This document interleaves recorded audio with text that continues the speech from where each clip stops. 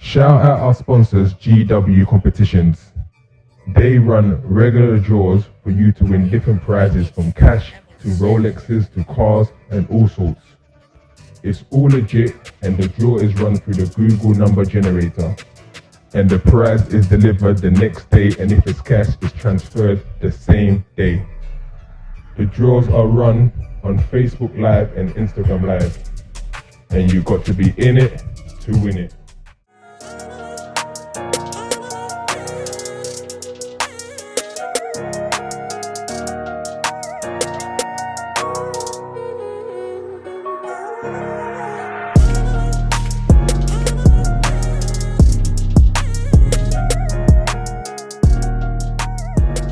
And we're here back again, Big Ego Media. We've got a special guest today, none other than we go with Edwin, Uncle Ed. Edwin Junior, man. Edwin Junior. I mean, let's start with that. Why the name change? We all know you as Uncle Ed. Why Edwin Junior now? I just said, listen, I'm gonna use the name that my parents blessed me with, 25 years ago on the 10th of April. So said I use it because I felt as though with Uncle Ed, that was the persona. That wasn't the real me. It was part of me, and I appreciate that stage in my life. You know what I'm saying? But Edwin Jr. is me. So it allowed me now when I switched up, the content and the work to just be me. And it's not like, oh, this ain't Uncle Ed. No, this is Edwin Jr. This is me. So I'm authentic with it, and yeah, man. So I'm seeing Edwin Senior is your father? Yeah. Okay. So Edwin, my dad was Edwin the First, okay. Edwin Junior, and then my son will be Edwin the Third. I'm working it out. Always the firstborn has to be Edwin. Okay, trilogy. Yeah. So I mean, let's go back from the very get-go then, from the very start. So obviously you just spoke about your father now. What's your background? So I'm Nigerian. My parents Nigerian. My mom was born in Germany. I was born in Germany too. Okay. Don't ask me, I can't speak no German though. Okay. Lived there. You in A1 from the 9 of them man there. Not Thomas Muller, them man. No. It's just, you stay there for a bit, and then I've lived in the UK ever since, Southeast London, not far from here. So yeah, this is where I reside. So how was your upbringing? It was, I can't complain. Obviously, family growing up, it's not always perfect, but I'm very grateful for the opportunities I had. I had obviously, two lovely parents. Unfortunately, my dad passed when I was 11, which was tough for me because that was like a, big figure in my life. Yeah. It was just me, my mum, and my brother. Yeah. Younger, older? Younger. Yeah. Younger. So just me, and my brother, and obviously my mum remarried, and then obviously had to build that relationship with my stepdad, but we're good now. So it was very interesting. I had a period in my teens where I was a bit rebellious. Yeah. Like, you're not my dad. Like, why are you telling me what to do? Kind of thing. And I had to kind of grow up and mature there, which was a big step for me. What would you say was the main transition into your own behaviors after losing your father? Because everyone sees their father as that hero. So when that's all gone, what was that big sort of transition that you saw to change your own behaviors? That came later. That came really, I think that came many, many years. Because my mum was single for a bit, for a while. She met someone, great guy. I didn't take to him, not because he was a bad person, but it's just, as a teen, as a boy, you just think you're just the guy. So if someone just comes along who wasn't there from the start, you're like, don't tell me what to do, kind of thing. But once I matured and I was like, this man makes my mum happy. Yeah. And seeing my mum happy is everything to me. Then I was like, oh, I'm kind of the problem here. Yeah. Do you know what I'm saying? So I did a lot of attempts to try and, wreck that relationship as much as possible, but backfired, And how was you sort of education at that point? So I was sixth form going into uni at the time. And I think it was a good time for me as well because my mum was obviously out the city. Yeah. So she's moved out of London now. So it was kind of just me in London. Yeah. Then I went to uni in Birmingham, and it was just a whole different kind of, scenarios, meeting people. I was on my own from early. I started to support my mom and stuff like that, but I had to live on my own. Yeah. And that kind of shaped me into who I am today, really, to be honest. So I mean, I said this also academically, you was quite intelligent, and for you to finish school, college, and go to university, you was okay. I was okay. You know what's funny? I had I have trouble sometimes when I'm writing, like I have to reread over stuff a couple of times, innit? Yeah. So I called my mom the other day and I was like, Mom, am I dyslexic? She was like, yeah, you've been that for years. I said, you don't want to tell me? Okay. She said, nah, I didn't want it to be a hindrance. I said, you're just telling me now, kind of thing. But in terms of academic, I was all right. Yeah. You know, I was all right. I passed, did what I had to do, you know, and some like classes I was top set. I don't know how. Yeah. I finessed it, you know, like in English. My English is terrible, you know, and it's my only language, but somehow I was top set there. So academically, I was okay. Yeah. I was okay. I mean, I've been to your house before, right? Yeah. So it's kind of in London, but kind of outskirts of London, if I want to say. Would you say that was kind of key to kind of keeping you off the streets and out of trouble compared to what you see in more sort of inner London? Like if you're talking about your Peckhams, your Hackneys, you think that would play the key role? I think it did a lot. Yeah. I think, you know, my mom obviously had to work hard to get to where she was, you know, at. You know, it wasn't always like that. And that's why it was a big inspiration for me. You know, especially like women in my life, like my mom and my grandma, who've always just been like, work hard.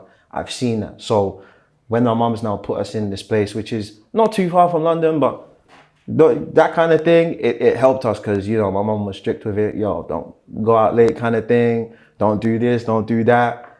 And I was like, oh man, Mom, how can I, you know, it's the party, you know, finishes, it was just started at 10. How can I get home for 10:30, all that kind of thing. But it really did help me because it showed me that, listen, hey, I'm trying to help you out, you know? So at the time it didn't make sense, but now growing up, I'm like, I'm grateful now that she obviously did that, put us in the right place, taught us the right principles, made sure there was male figures in our life, which is obviously missing a lot in our community. Yeah. So I was blessed for that. In terms of uni, what did you go to study? So I did business management first, did that for a year properly. Then I did another year of doing absolutely nothing, basically. So I changed my course.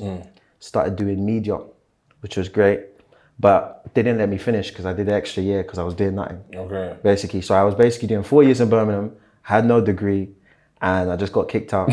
And I turned up September, Monday morning, ready to do second year of media, and they were like, you got to pay 9 bags. Yeah. I said, how? What, straight away? Yeah, straight away. I was like, okay, cool. Call my mom. She's like, you know, should we take out a loan, do this? And I was like, I think it's time to actually set off on comedy properly. Yeah. Because I'd been doing it. I mean, before you even get there, so what was your early interest as a teen? Like, I'm assuming football? Football. Yeah. Did football a lot, obviously in school.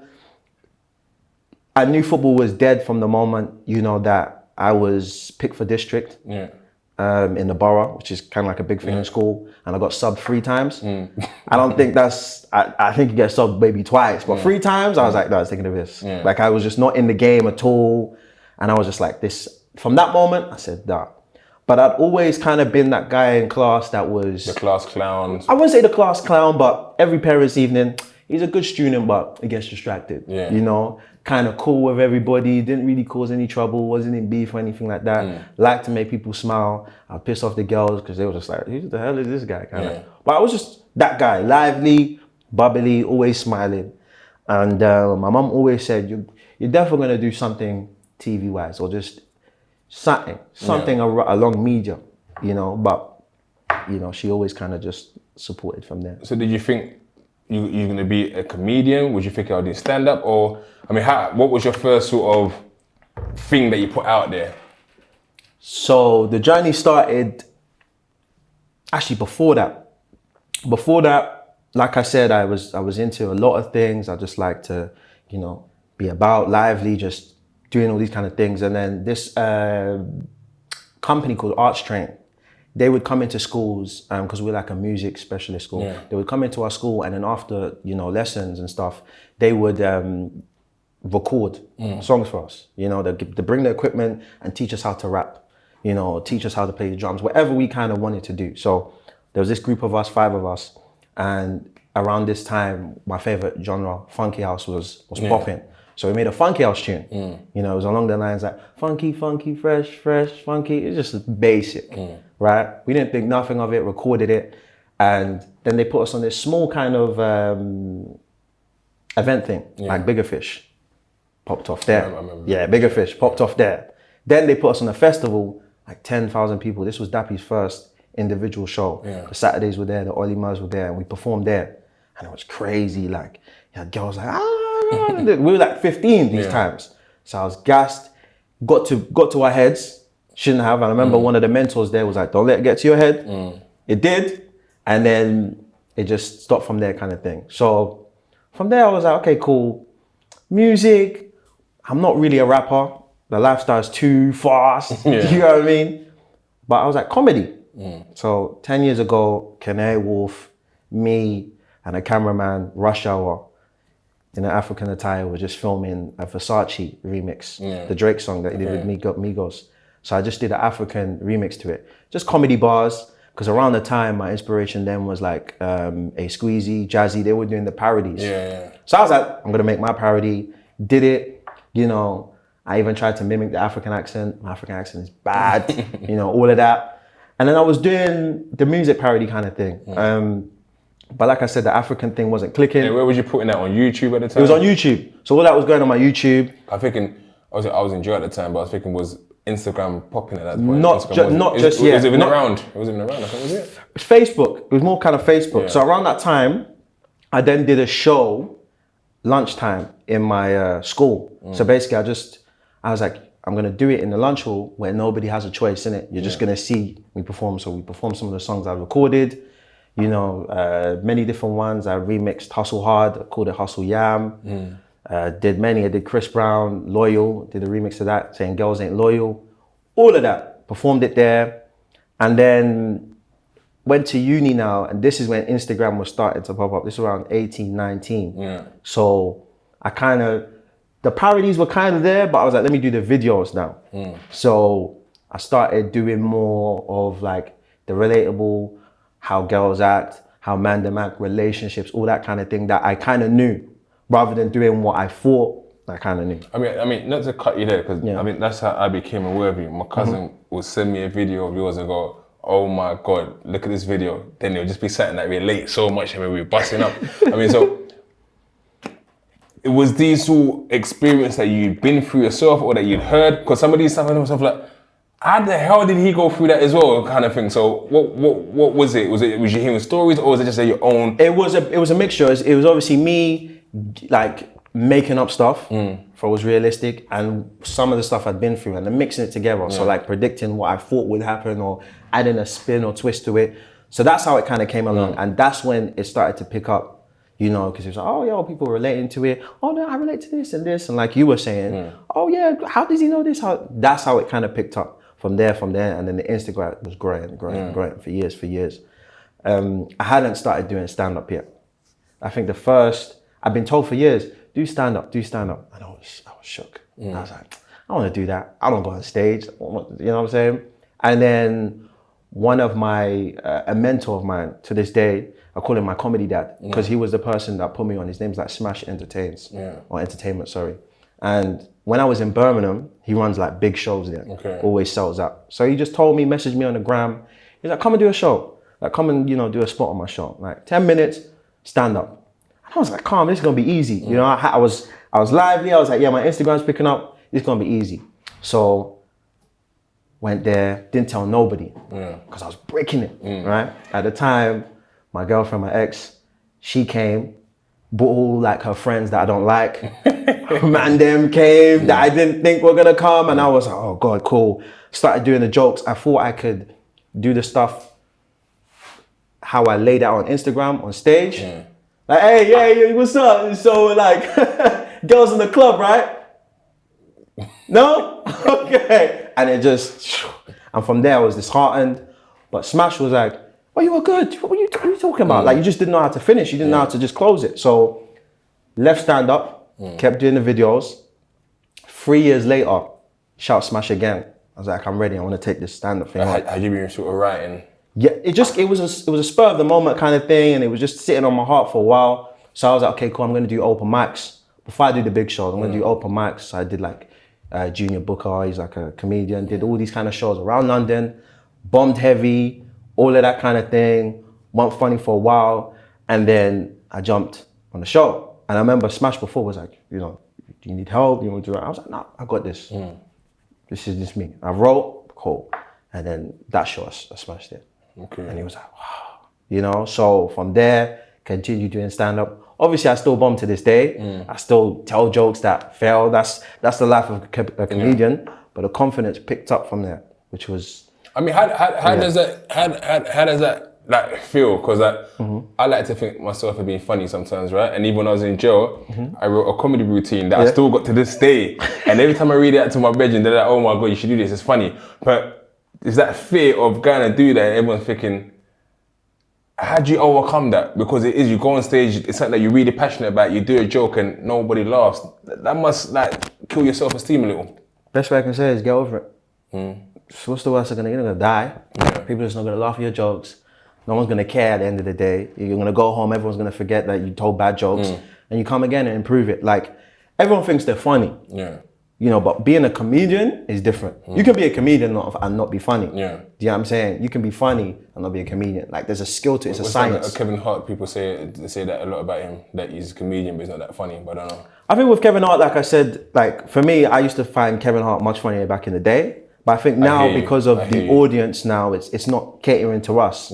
But he's on a much bigger scale now. You know, he's got a lot of other things to worry about. Do you think it's a lot to do with the demographic that you're catering to? Then? Yeah, like he can still sell out stadiums. You know, he's got a massive fan base. Like I said, it's just he's grown from the point where he was at before that we used to like him. You know what I'm saying? I still think that if I was sitting down with Kevin Hart right now and we're having a conversation, will make me bust up because I see him doing interviews and I laugh.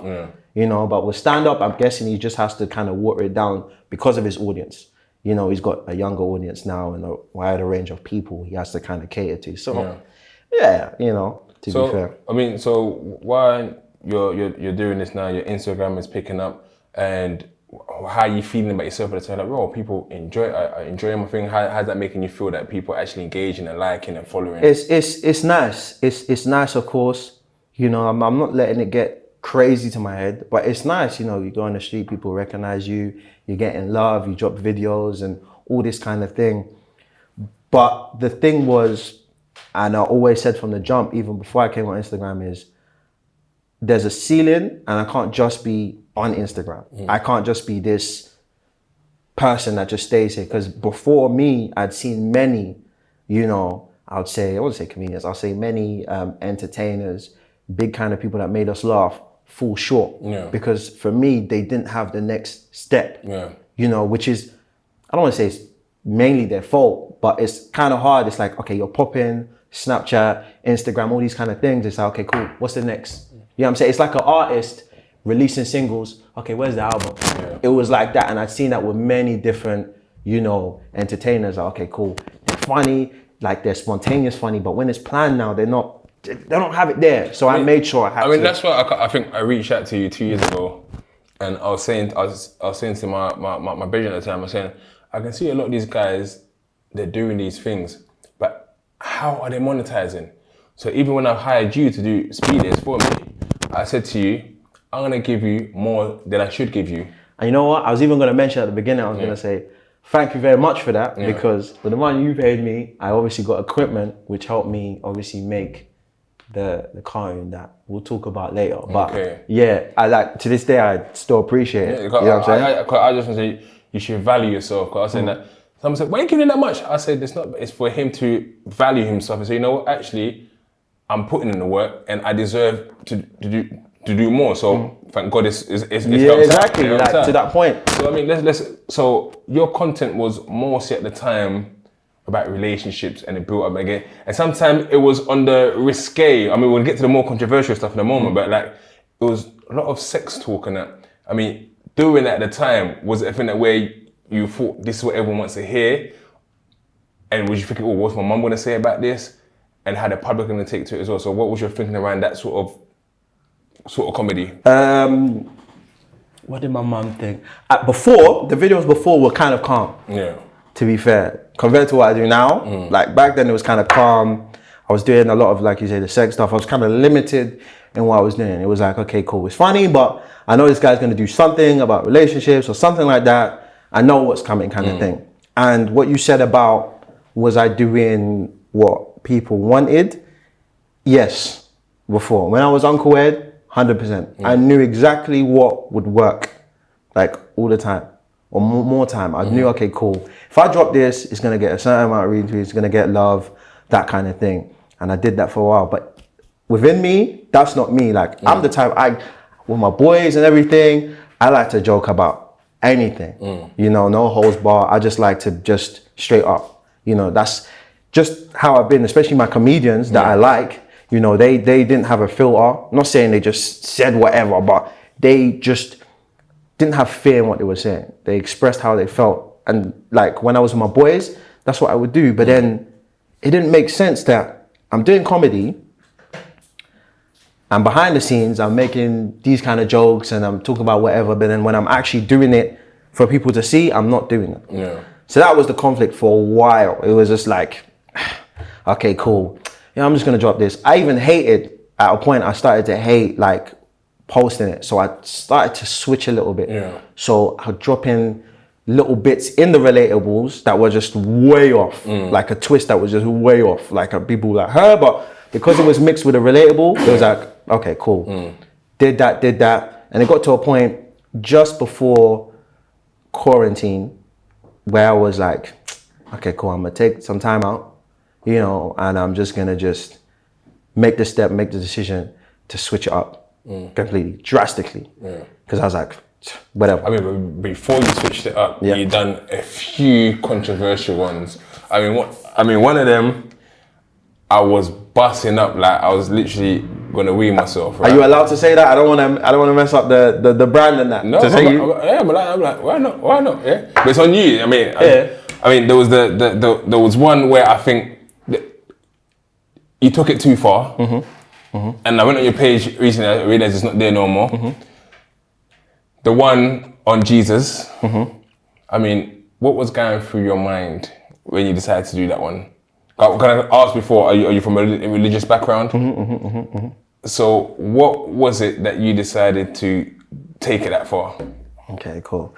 It's kind of hot in it. Before people think that Bobby's putting the questions. It's very hot and we can't put on the fan. But that video, I think at that point, that was a very important time for me in my career. I think very telling because I don't regret doing that video. And I'll explain. But I think it could be executed much better. Yeah. And I understand now how to do it, if I was to do it, the platform to do it, and all of that. So when I say I don't regret doing it, I feel it allowed me now to understand how to touch on certain subjects, to have reason behind it, to have a learning point, so it doesn't seem as though you're just being offensive for the sake of being offensive. I mean, I never wanted to be offensive for just to piss off people, for no reason. For me, it was a thing where I wanted to, now I want to pick out the humor and try to have conversations through that video, if that makes sense, or through what I'm talking about, so I don't mind the mixed opinions. I don't want everyone to kind of agree with me kind of thing, but I want people to watch or hear what I'm saying and leave thinking differently than how they did before they came. I hear you, but I'm saying, especially with that video, what was the message that you was trying to get to the people? That's what I'm saying. At the time, I didn't know. I just thought, you know what? I love South Park, Family Guy. Let me try this. It seems funny to me. Yeah. And then I've done it now. It's getting laughs. I put off my phone. I come back and I'm like, damn, So I saw, like I said, what I could have done and what I shouldn't have done. But like I said, I don't regret not putting it out there because it taught me what not to do and what to do. Because what people have said to that as well is that Christianity is an easy target. But then you done one on the Islam one with the foot. Yeah, I think you deleted that one as well. No, that's still there. That's still there. That's what. But the thing is, everyone was like, "Oh, you love attacking Christians and stuff like that." I did, two videos. Yeah. I don't just target one kind of demographic. I like to, like I say, if none of it's okay, my phrase or a phrase I've learned is, if none of it's okay, then, I said it all wrong. I said if one thing's not okay, then nothing is, kind of thing. So it should all kind of be. So I'll attack, like I said, religion, gays, this, that, whatever kind of thing. Like, it wasn't Would you get any threats in your DMs after you done some of those things? Yeah, like it's crazy because I did the first Christian one I did was the heaven and hell one. So kind of perception of hell and heaven, like what is it like when we get there, kind of. I mean, thing. that one, is that one you're exactly not to ruin the kind of punch of it, but that one that was before I did the Jesus one, so I was a bit confident. I thought, let me try the Jesus one, and Jesus one didn't really work, so I was like, okay, cool. But I wasn't scared of that, so I was like, okay, cool. The Arab strip club one, so I was like, let me try that, and I was like, okay, cool. I've learned from my other videos, let me see how I can execute it. It still got backlash, like I said, which is funny because on Twitter, it was like a war zone. It was like, what the hell are you doing? Instagram was mixed. Everyone was just fighting each other in the comments. I find it funny. He doesn't find it funny. And then on TikTok, it got like 3 million views. And everyone, like most people just loved it. So to me, I was like, okay, certain places like this and certain places don't. So it was just that kind of thing, which I kind of learned from it, really. So, I mean, going forward from that, is it a thing that where you kind of have to watch out for yourself? Like, because, like I said, some people are very sort of strict about their religion. They don't want to take any offense. Is the thing that where, because of the offense that it may have caused, you're like, oh, I better be wary if I'm going to certain places? Or is it like, you know what, guys, I'm just a comedian, man. I think what it taught me a lot was, if I'm touching on these more sensitive topics like race and religion, to let it come from a place of, how can I explain it?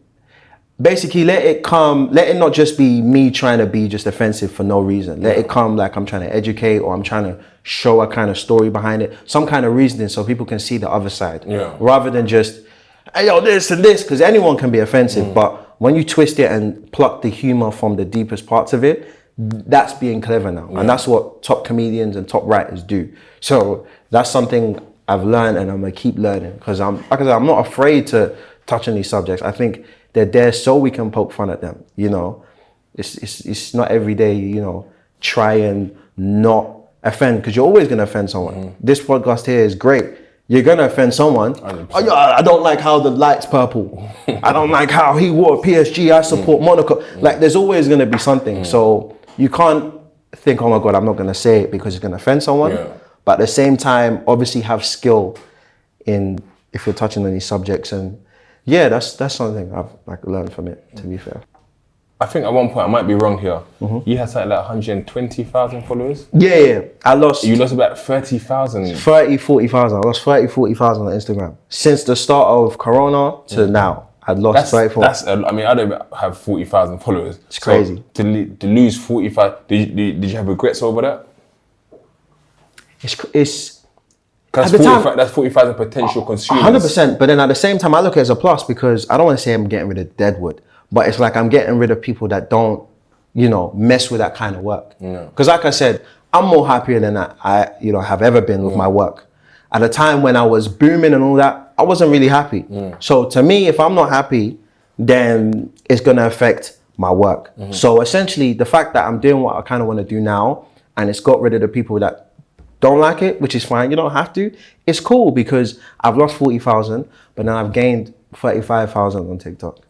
I don't care too tough about numbers, but it's just an interesting thing to just clock. It's like I've gained that on another booming kind of platform. Instagram's going down anyway. That's what I'm hearing. I'm hearing TikTok's a place to be fair. Yeah, exactly. It's a new kind of program, because Instagram, the algorithm, is all kind of messed up. So TikTok have come along with this new booming app, and I used to think it's just a kid app, what I'm saying? But it's actually a real... No, I thought it was as well. For a long time, I was like, my daughter's on that app. But then my agent said, no. You have to be. You need to be on TikTok. Instagram's on its way. It's not going to die, but it's going to be a bit like Facebook is for a certain generation. So you need to be over there. Yeah. I mean, it brings me, before we finalise, to the next thing you sent me yesterday, the cartoon. I woke up this morning and I was literally laughing. I mean, not to sort of spoil it for anyone. I mean, first and foremost, you tell us, what's the cartoon all about?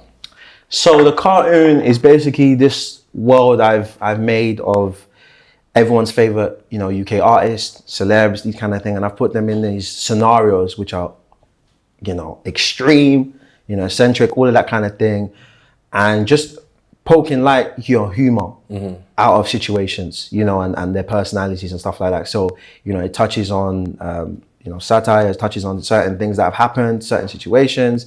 And also as well, I've made up like stories based on their personalities, and made episodes out of it, for example. So I'm not sure when this will come out, but by the time it does, the first episode will be out. It's got people like Wiley, Stormzy, Pastor Toby, ZZ Mills, Dave, Young Ads, Ed Sheeran, Tim, everybody. How many episodes have you already got done? So I've done nearly 3 now. Nearly 3. How many are you looking to have in the series, or is it going to be just ongoing? It's kind of ongoing because it's difficult, because what people don't understand with animation, like when you see TV ones like Family Guy, South Park, that takes 6 months to make one episode. Obviously, they have the big production and all of that, so they're able to do a whole season 6 to 8 months. Obviously, I had the animator and me. You know what I'm saying? Obviously, the team that were doing the voices, but it took a while. So it's not easy. I mean, how did it even come about, like in terms of getting the animator and... So how it started was quarantine just hit. Actually, go back even then, I was doing night shift in Sainsbury's, 2019. And on my breaks, like, after doing just a mad long shift, you're not really talking to anyone, you're just stacking meat on the shelves, all that kind of thing, and during my breaks, I've been loving cartoons since I was a kid. All types of ones like Recess, Galactic Football, Fairy Odd Parents, and then obviously the adult ones like Family Guy, South Park, American Dad. So I used to watch them. So after I was doing that, I'd watch them on my breaks. And I remember I was watching Recess, and just, it made me relive my childhood a bit, while I was in this kind of shitty job. So once I was watching it, I was like, I want to make a cartoon. What else am I doing? You know what I'm saying? So I was like, okay, cool. Planned it, did this, whatever, and I kind of left it. A couple months went by, Corona hits, the pandemic, whatever you want to call it. And then my guy calls me, he's like, okay, cool. I know you just started doing stand-up, it was popping up, but you can't do it now. So what can you do? What ideas do you have? And I was like, I got a cartoon. And my guy Ish, big up Ish, he was like, do that. I focus on that, do it. So I was like, okay, cool, I don't know what to do. I've never wrote anything longer than a minute. I've just been doing Instagram skits for like 6 years. I don't know how to write a story, I don't know nothing. So I was like, okay, cool. Did learning, watched a lot back of my cartoons, seeing the different techniques, how I can do that. I wrote several amount of scripts that were like dog pile that will never come out, but I had to practice throughout the summer. I did that, and then I went about finding animators. I went through 3. I went through 1 outside of the country that didn't know anything about UK artists, so I wasted my time there. There was another one as well. He ran with my money, Wow. He actually started a project. That annoyed me because it wasn't just the P's, it was the time. Because he had the file for 4 months. He sent me he gassed me up, and I was like, yeah, he did the designs of the characters, everything. It looks sick, He held the file 4 months, and then he was like, guy, man, I got corona, I can't even do it. I'm just ill. He sent me, a selfie of him looking like he was going through chemo, no hair, everything. I was like, damn. And then got the money back after another month, so it's been an extra 5 months. So we're in like February now. And then I found an animator, Ad Snaps. He's done like KSI kind of clips and all these kind of things. And funny enough, I shouted him before I shouted the last animator. Okay. So I went back to him and I was like, what can we do? And he's like, listen, I love the idea, let's work. And then went from there with him. So did that, and we're here today, basically. I mean, like I said, I watch it today, it's funny, right? It does have the whole South Park, you can see it's heavily influenced by South Park. It can be seen as offensive to some rappers. I mean, if they're looking at it in a way that, it's banter, then they'll be like, oh yeah, just banter. But do you ever have a feeling that people will think, oh, is this guy trying to take the piss out of me? He's taking me for a prick? It's all based on, like I said, it's one thing I had to make sure I did with this was it's all based on how they portray themselves. So I might exaggerate a little bit, but it's like, I'm not gonna, for example, if this person, here's this. I'm not gonna be like, oh, he's this and the complete opposite. It wouldn't make sense. So it's all based on like their personalities, how they kind of portray themselves, and then I just kind of just tweak it a little bit to make it more entertaining, and then go from there kind of thing. But it's comedy, like I say. I got the disclaimer at the beginning, so no one could try to sue me. I chatted to the lawyers and stuff like that. But it's not that I'm not afraid. I'm not saying I'm untouchable, but like I don't even think of that. I'm more focused on I'm just focused on making like people laugh and judging from the feedback, because I did a technique of leaking it. So I just here's a private link, here you go guys, and whoever messaged me could get it. And people watching it and they were giving feedback. Oh, this is different. I love it. And that to me like really warmed my heart, because that's what I kind of wanted. I wanted people to I wanted to give content to the UK. I wanted to give something different that wasn't already out there. Where do you want to take it? As big as it can be. I'm not really thinking numbers and money and all that. Like I said, I just want to be able to just keep making them consistently. For the time being, it's kind of on YouTube. YouTube. I'd obviously had conversations with a few big, platforms, in the scene.